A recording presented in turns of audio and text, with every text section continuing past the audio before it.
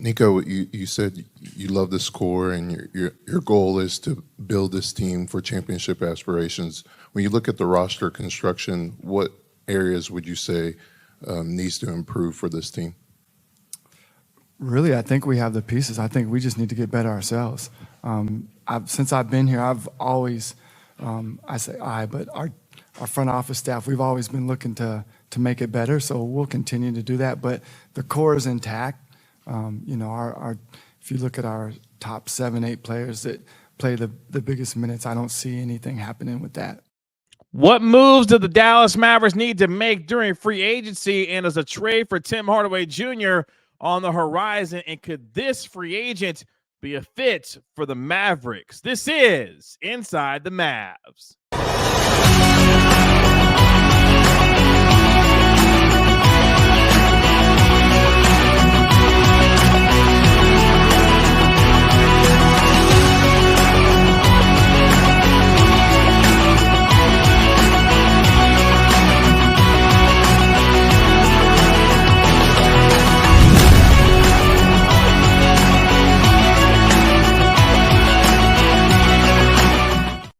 Welcome to Inside the Mavs, presented by Aura. I'm your host, Kevin Gray, Mavericks pre- and post-game host on the Dallas Mavericks Radio Network. Appreciate you joining me here for the latest episode of Inside the Mavs. Make sure you download and subscribe to the podcast wherever you get your podcasts for free. Give it a 5-star rating and write a review for it while you're there. If you're watching this on my YouTube channel at Kevin Gray Sports, make sure you like and comment on the video and hit the subscribe button while you're there as well. And you can follow me on Twitter at Kevin Gray Sports.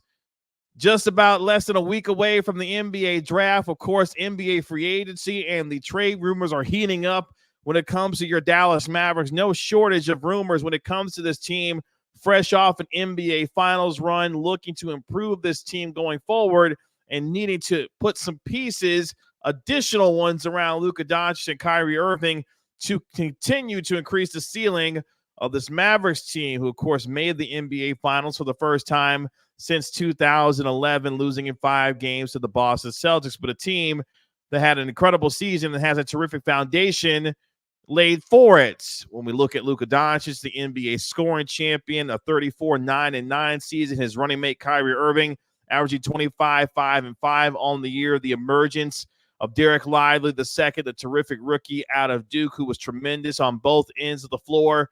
The signings, of course, of Dante Exum and Derrick Jones Jr., particularly Derrick Jones Jr., who we'll have some conversation about in today's episode, and the priority that the Mavericks are making him, according to GM Nico Harrison, and what that means for the Mavericks going forward. Also, of course, acquiring P.J. Washington and Daniel Gafford, the core of this team being in place as they continue to make improvements for this team. And how did this team go about making improvements, and what are we already hearing about what the Mavericks could potentially be interested in going into free agency, but also on the trade market? As we look at what the Mavericks are potentially wanting to do, the Mavericks have made it a clear priority that they want Derrick Jones Jr. back. In fact, Nico Harrison, the general manager and president of basketball operations, talking about how much of our priority Derrick Jones Jr. is going to be in terms of being the 1A and 1B for this team going into this offseason. Here is Nico Harrison talking about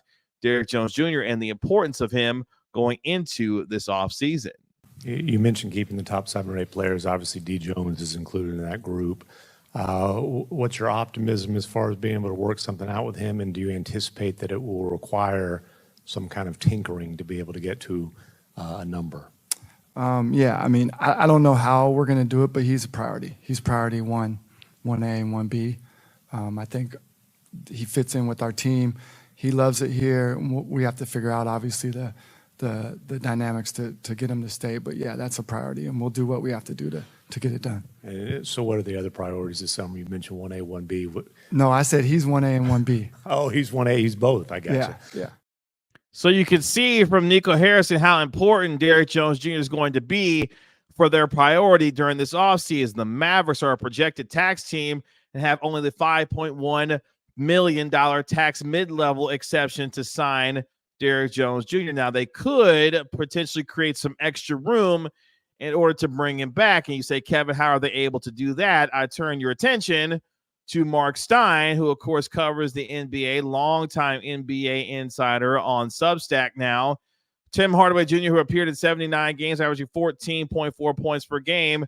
The Mavericks are going to continue to renew their ability to try and trade the now almost 32-year-old in order to move him somewhere else. Tim Hardaway Jr., his $16.2 million contract is one of the team's few big trade assets because it's an expiring deal going into this upcoming season. And, of course, Tim Hardaway fell out of the Mavericks rotation during the postseason. And I've already seen on social media how his daddy's out here popping off at the mouth about him wanting to see his son in a different place, to have an opportunity to have a fresh start for his career, liking posts on the idea that Tim Hardaway Jr. and Max, whatever you have seen so far, it has nothing been as short in terms of what you've seen in terms of Tim Hardaway Sr. expressing his displeasure and wanted to see his son go somewhere else. But the Mavericks have a chance with that expiring contract to move it on somewhere else, to be able to create the requisite room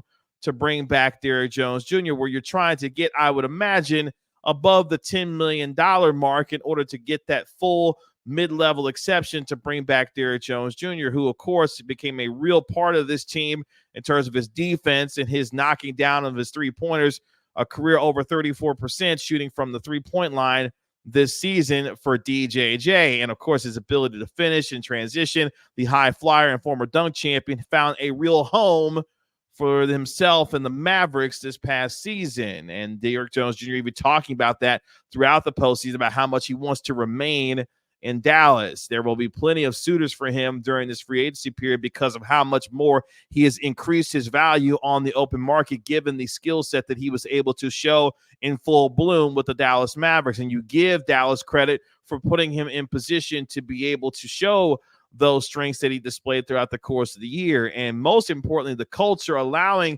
Derrick Jones Jr. to flourish. Derrick Jones Jr. has talked about it plenty throughout the course of the season as well, that he had to earn everything, that Jason Kidd was not going to hand him a starting role. And give credit to Jones, he went out and took it and became a really important piece to this team. So when you look at what the Mavericks have from an asset standpoint, they've got the $16.2 million expiring contract of Tim Hardaway Jr. at 32 years of age. They can move that on to try and find someone who will take on that money and be able to benefit from the expiring contract. We mentioned with the 5.1 mid-level exception that they have right now, looking to increase that in order to retain 1A, 1B in terms of Derrick Jones Jr. By the time we get to the NBA draft, the Mavericks will also have its 2025 and 2031 first-round picks available to trade. So they do have some things to be able to work with in order to potentially improve this roster. The question being, who do they decide to bring in to try and improve this roster,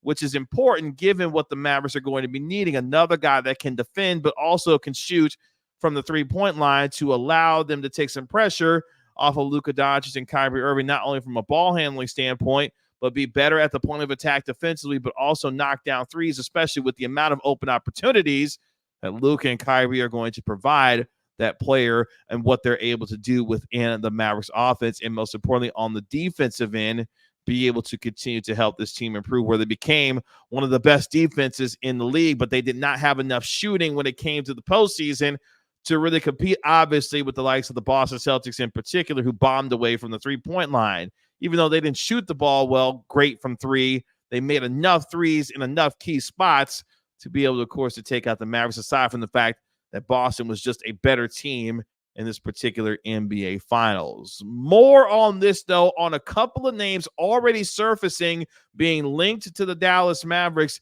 that could potentially be a fit. One, a quote-unquote perfect fit, according to this person, and one already being reported as one having interest from the Mavericks to potentially join them this summer as an unrestricted free agent, potentially in a sign and trade. But before we get there, let's hear from today's sponsor of our video and our podcast, and let's hear from Aura.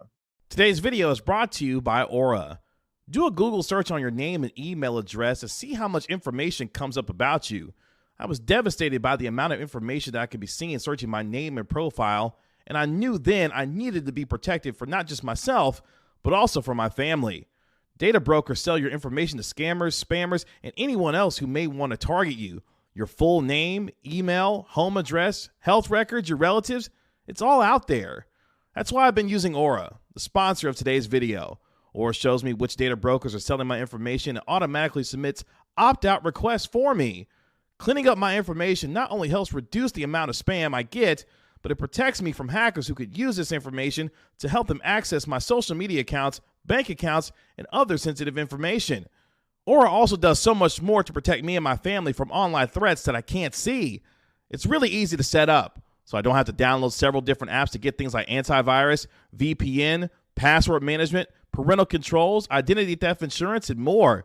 I get everything at one affordable price. You may already have one of these tools already, but not having Aura is like locking the front door and leaving the back door wide open. Aura is always on, doing the hard work to protect me and my family so I can focus on other tasks with peace of mind. I value my privacy and I value yours. You can go to aura.com/Kevin Gray to start your 2-week free trial. Please see the link in the description. Back here on Inside the Mavs, thank you to today's sponsor of our video and our podcast, in Aura, as the Mavericks continue their preparations for their offseason, looking to improve their team after making the NBA Finals for the first time since 2011, falling short to the Boston Celtics as we get ready for the NBA draft, but also for NBA free agency. This team needing to find some floor spacing forwards and some 3-and-D perimeter depth as well to continue to round out this roster around Luka Doncic and Kyrie Irving to continue to improve the ceiling of this team going into this upcoming season as well. And we're already hearing some names be potentially linked to the Dallas Mavericks. I put it out there on Twitter on some of the names that y'all are wanting to see potentially be added to the team. I've seen names like Denny Advia, Colin Sexton, among others, that folks of the Mavericks fans that are wanting to see be added to this team. How they round out this roster based on the assets that they have available to them will be interesting to see based off of what they are capable of doing. And more importantly, how aggressive Nico Harris is going to continue to be in fixing this roster. We know that he has not been shy in his ability to improve this team and his willingness to improve this team since taking over as general manager and president of basketball operations. He will remain aggressive, and it's going to be important for him in this front office to continue to have that same mentality, because it's different when you're the hunter trying to go after winning a championship, and not to say that they're not continuing to go after a championship, but now they are definitely going to be the hunted going into this upcoming season. So if the Mavericks front office keeps that same mindset by still remaining aggressive in terms of the moves that they are wanting to make, while also understanding that teams are gunning for them based on moves that we have already seen be made by the Oklahoma City Thunder, for example, getting a 2-time all-defensive player in Alex Caruso, to join their roster after Caruso was traded to the Chicago Bulls straight up for Josh Giddey. Alex Caruso providing much more defensive intensity and improved defense for a team in Oklahoma City that was already one of the best defensive teams in the league. They still got to find a little bit more shooting as well, but at the same time, the example being that Alex Caruso is a move by the Thunder to be able to strengthen their position as one of the best teams in the West, and they were able to do so by moving on from a Josh Giddey who fell out of the rotation and was relegated to the bench and was going to be part of the Thunder bench going into this upcoming season. Mavericks looking to do something similar by moving on from Tim Hardaway Jr., a guy who fell out of the rotation in terms of the playoffs, but also necessarily was not being able to be played on the floor. Nico Harrison talking about how the Mavericks feel like they have the pieces in place for this team, but now how do they continue to make those improvements going forward? Take a listen. Nico, you said you love this core and your goal is to build this team for championship aspirations. When you look at the roster construction, what areas would you say needs to improve for this team? Really, I think we have the pieces. I think we just need to get better ourselves. Since I've been here, I've always, but our front office staff, we've always been looking to make it better. So we'll continue to do that. But the core is intact.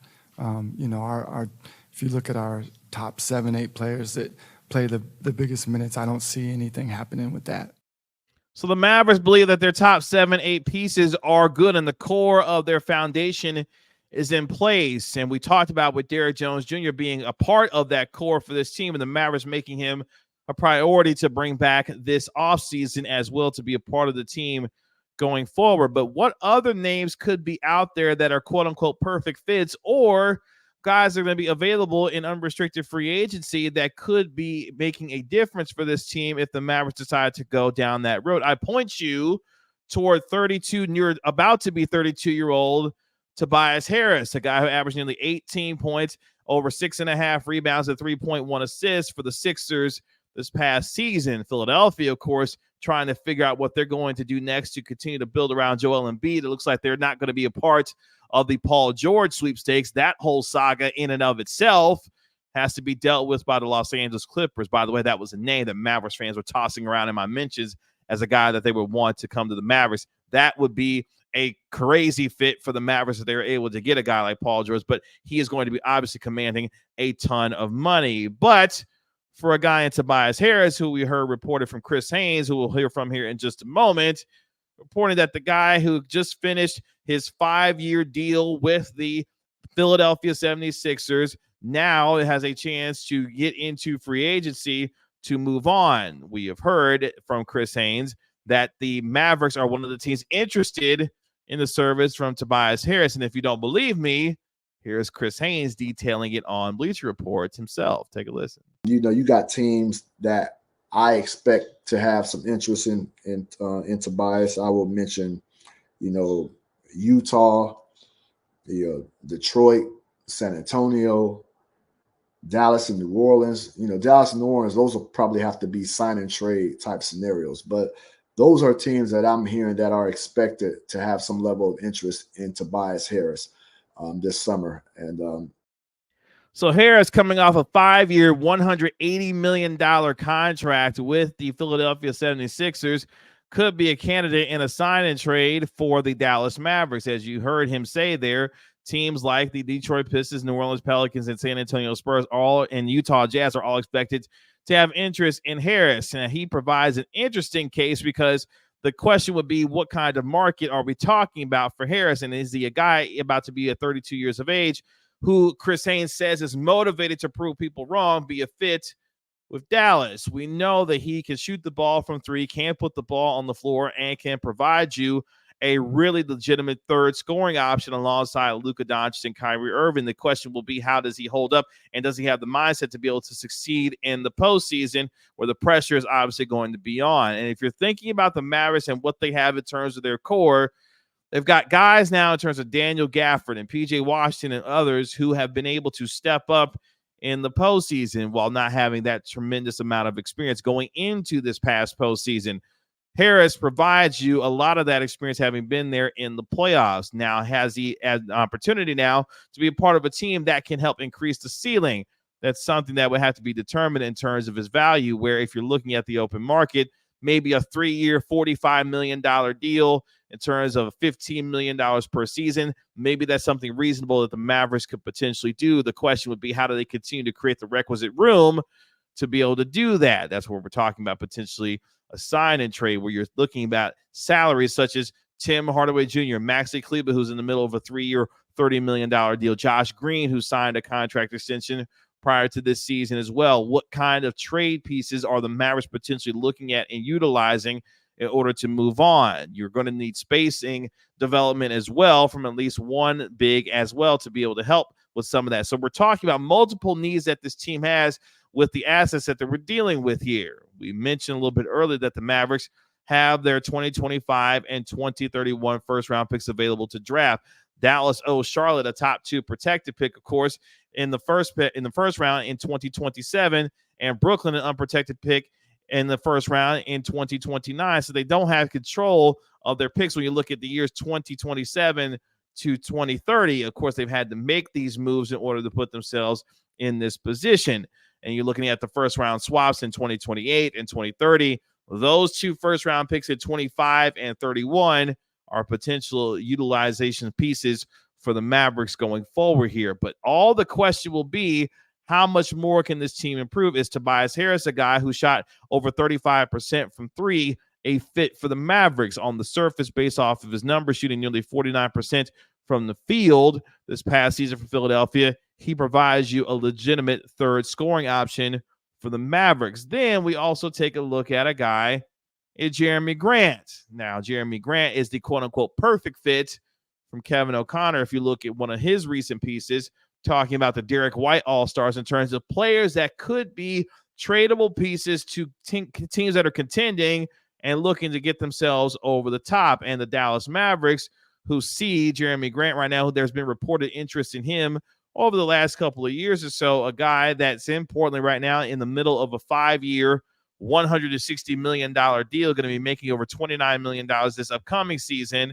The Mavericks would have to move to get him as well. And again, we're talking about the amount of money that the Mavericks are potentially dealing with here. But if he is a guy for some Mavericks fans who could be a potential fit as well, Jerami Grant could make some sense given the fact that he's a guy that can score, has a lot of talent in his ability to score, and receiving kick-out passes from Luka Doncic and Kyrie Irving could really be a fit alongside with the Mavericks here. He would get a lot of open looks in this offense for the Mavericks, but at the same time, are you willing to commit to a guy who's going to be well over 30 by the time that contract ends? And it's an ascending contract by the time you get to the end of Grant's deal of that 5-year, $160 million deal. In the final year of it, we're talking about him making over $36 million as he continues to get older. Is that something, if you're the Mavericks, you're wanting to invest in?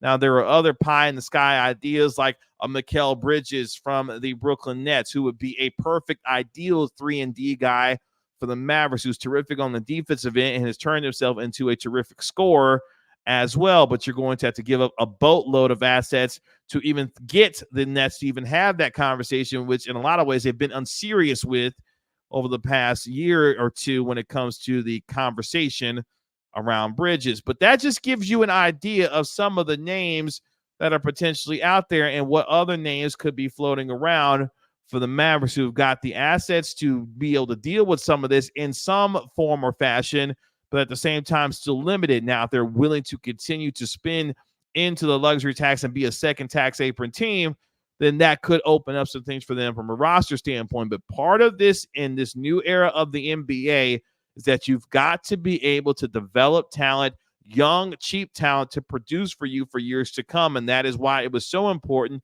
to see the success of Daniel Gafford and PJ Washington, because there are two guys at 25 years of age under controllable contracts that are still on the ascent, we believe, for this Mavericks team going forward. And your ability to see a Derrick Lively II, who now at 20 years of age has turned himself into a terrific player in his rookie year, and again appears to be on the ascent as both an offensive and defensive player. You've got to have cheap young talent to be able to surround your superstars. And here's something that we'll have to get into as we not only talk about this summer in terms of the free agency and the trade moves that the Mavericks could potentially make, but also going into next year as well. Because if you remember, at the end of this upcoming season, Luka Doncic is going to be eligible to sign for what right now is a 5-year, nearly $368 million contract extension, which will give him the richest contract in the history of this league. And not to mention, Kyrie Irving, already at 32 years of age, is going into that second year of his 3-year deal as well.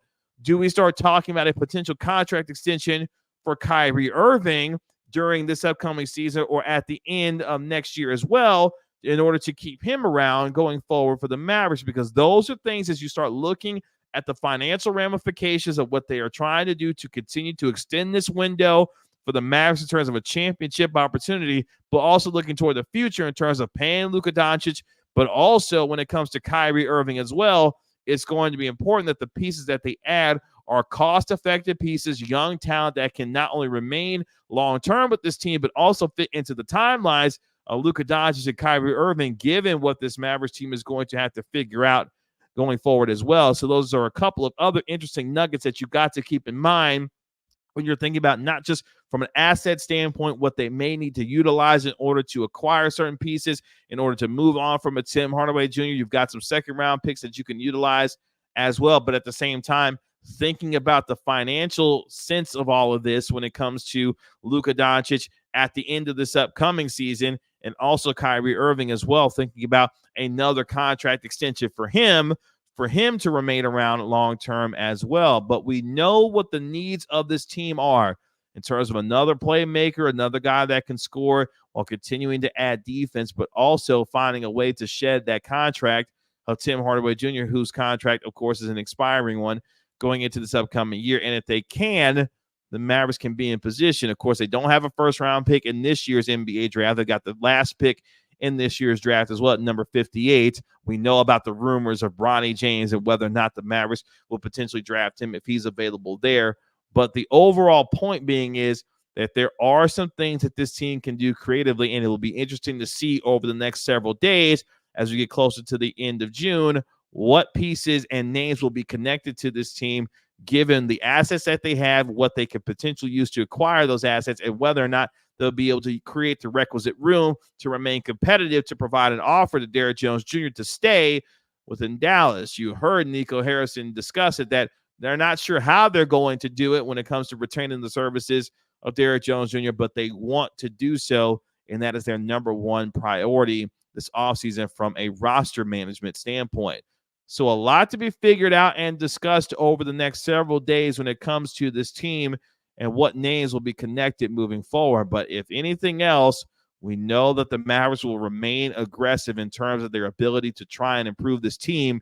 And now moving forward, who, what, and how the Mavericks will do it will be an interesting watch across the rest of the league, knowing now that the target is firmly on the Mavericks back, having reached the NBA Finals. And that, to me, is the most fascinating part about all of this, is how the Mavericks will attack this offseason, being the hunted versus being the hunter, and making sure that this team stays where it needs to be in terms of a championship opportunity window remaining open around the superstar Luka Doncic. But all of that will factor in over the coming days as we get closer to the NBA draft, and of course in NBA free agency and the trade market and more.